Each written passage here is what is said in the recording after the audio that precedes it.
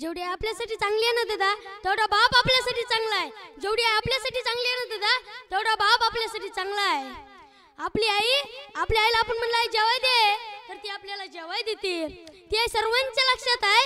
आपल्या आईला आपण म्हणलं जेवाय दे ती आई आपल्याला जेवाय देते. ती सर्वांच्या लक्षात आहे. पण आपला बाप जेवणाची मर्यास्तर जेवणाची सोय करतो. तो बाप किती जणांच्या लक्षात आहे दादा. तो बाप किती जणांच्या लक्षात आहे. आपण आईला म्हणलं आई 2 रुपये दे तर ती आई लगेच पॉकेटातून काढून देते.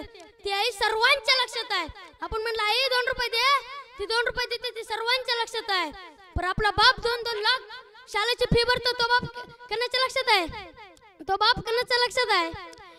एखाद्या मुलीचं लग्न ठरलं ना दादा आणि ते लग्न 2 महिन्यावर आलं ना दादा त्यावेळेस त्या मुलीचा सक्का भाऊ मरण पाहतो ना त्यावेळेस तो बाप शेतात तो बाप स्मशानभूमीपर्यंत जातो पण डोळ्यातून एक सुद्धा थेंब काढत नाही. पण ज्यावेळेस त्याच्या मुलीचं लग्न ठरतं ना दादा त्यावेळेस बाप ढस्सा रडतो. त्यावेळेस बाप ढस्सा रडतो. आणि आपला बाप आयुष्यातून 4दा रडतो दादा. पहिल्यांदा केव्हा रडतो ज्यावेळेस त्याच्या मुलीचं लग्न ठरतं ना दादा त्यावेळेस तो बाप पहिल्यांदा रडतो. दुसऱ्यांदा केव्हा रडतो ज्यावेळेस त्याच्या मुलीचं लग्न करून मुलगी सासऱ्याला जाते ना दादा त्यावेळेस तो बाप दुसऱ्यांदा रडतो.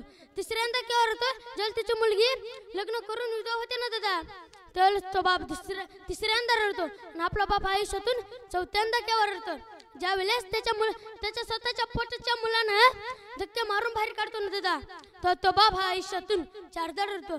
आपली आई एखाद्या वेळेस गावात चालली ना दादा तर ती आपल्याला कडेवर उचलून घेते. कारण जे मला दिसतंय ते माझ्या मुलाला दिसावं असं त्याचं काळीज असतं दादा. असं त्याचं काळीज असतं. पण आपला बाप एखाद्या वेळेस गावात चालला ना दादा तर तो बाप आपल्या कडेवर नाही तर खांद्यावर उचलून घेतो. कारण जे मला दिसतंय ते माझ्या मुलाला दिसावं जे मला दिसत नाही ते पण माझ्या मुलाला दिसावं असं त्या बापाचं काळीज असतं दादा.